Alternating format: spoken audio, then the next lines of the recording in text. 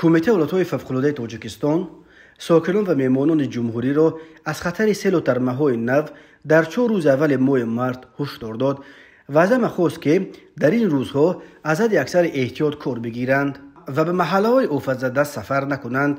در اطلاع گفته می شود که بر اساس پیشبینی هواشناسان روزهای 1-4 مارت سال 2024 در ناحیه‌های کوهستان تابع مرکز ولایت سوغد و ناحیه‌های غربی ولایت مختار کوهستان بدخشان خطر فرو ریختن ترمه‌های نو و سنگریز پا بر جا باقی میماند. ترمه و سنگریز آفت‌های طبیعی خطرناک بوده. سال 2023 در تاجیکستان 135 ترمه فرو ریخته باعث زیر برف ترمه ماندن چندین نفر شده است.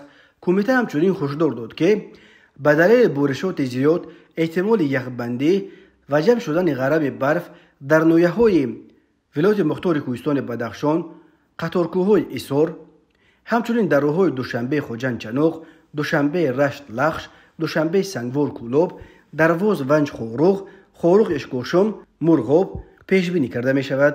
در رابطه با بد شدن وضع آب و هوا، کمیته ولایت‌های فوق‌العاده بار دیگر از ساکنان و مهمانان جمهوری خواسته است که تمام چاره‌های بی‌خطری را رعایت کنند. کمیته از همه خواسته است که در صورت دچار شدن به ولایت‌های فوق‌العاده با این رقم‌ها تماس بگیرند: 112 و یا 992 93 880 28 19.